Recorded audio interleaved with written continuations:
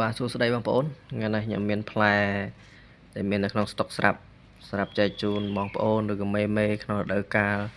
ចុះបឹងទន្លេសាបឬក៏ត្រីស្រែត្រីអីយើងអាចទិញទៅហើយក៏បានទិញទុកលេងក៏បានព្រោះហ្នឹងដែកពិសេសបងប្អូនរសើបងកំភ្លើងរសើអាកាដែក1លី6ទេនេះទុំហើយថ្មីក្តៅទេអញ្ចឹងអាចតាក់តងឬក៏ទិញបានវឺតហើយនៅក្នុងនឹងដែរមានបងប្រុសនៅខាងភ្នំពេញគាត់យកទៅ2ក្រាប់ហើយនេះផ្លែនេះខ្ញុំសាកាលថ្ងៃចុះទៅលេងឯមុនហ្នឹងឯងគាត់ឃើញក៏គាត់យកទៅសាជោគជ័យមែនទែនអញ្ចឹងមើងយើងទៅបងប្អូនអូអេមកនេះត្រីស្រែប៉ិនមេជើងអីហ្នឹងអេមកអស់ទេប្រភេទផ្លែនេះគឺប្រភេទផ្លែ4ហ៊ុនទេ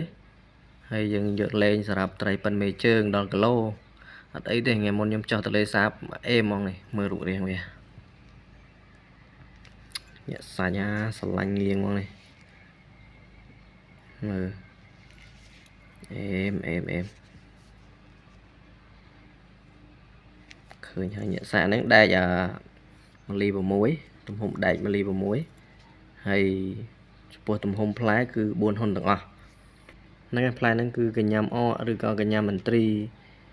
តែខ្ញុំហៅលេងហ្នឹងគឺឈ្មោះមិនទងជួអាចប៉ុន្តែនេះដោយសារតែកញ្ញាមន្ត្រីកញ្ញាអអីហ្នឹង3កាច់ហ្នឹងវាអត់សូវកាច់ផ្លេះទេតែហ្នឹងវាកាច់ខ្លាំងម៉ូតហ្នឹងតែល្បីបងប្អូនឥឡូវចេញទៅអស់ស្ទះហ្មងថ្ងៃមុនក្រាបផុសហើយយប់ឡើងគេកំង10ក្រាបតែអត់ទាន់បានហើយអីគេទេហើយនេះយើងមានស្រាប់យើងធ្វើស្រាប់មុនហើយប៉ុន្តែយើងទៅ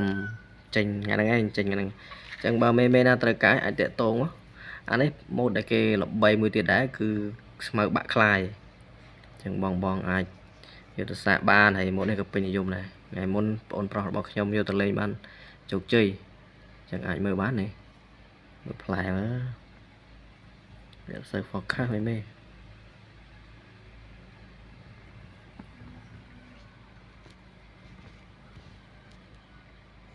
នេះអាចមើលមុខចាក់មុខអីអូអេមឡើងហ្មងនេះសាច់ដែកកនៅធំទៀតចឹងអាហ្នឹងវាជាប្រភេទដែក1លី6ដូចគ្នាបងកំភ្លើងដូចគ្នានេះប្រភេទរសើបងកំភ្លើងមាន2ម៉ូតអានេះម៉ូតស្មៅបាក់ខ្លាយឬក៏ស្ទះខ្យងខ្លាយបងប្អូនមើលទៅគេគ្រាន់ថាស្ទះខ្យងវាឡៃនេះកាច់ឡើងទៅលើរាងខ្លាំងអានេះរាងត្រង់តែនេះវាអញ្ចេះវាដូចស្មៅបាក់ខ្លាយដែរបងប្អូនអញ្ចឹងហើយអានេះក៏ដូចតែគ្នាដែរនឹងអេមកផុសស្ញេចាំខ្ញុំដាក់នៅក្នុងវីដេអូហ្នឹងឲ្យមើលរូបត្រីខ្ញុំយកបានហើយផ្លែសិតតែភ្នែកថ្គាមងាយទៅណាទេបងប្អូនត្រីត្រឹម 3-4 ខាំអីបងកំភ្លើងដូចដឹងស្រាប់ហើយវាមិនលាទៅណាទេចឹងមកចង់បានអាចតាក់តងបានអានេះគេយកអស់2ក្រាបហើយបងគេយកអស់2ក្រាបនេះផ្លែខ្ញុំលេងនេះប្រភេទផ្លែខ្ញុំលេងនេះមុននេះនេះឯង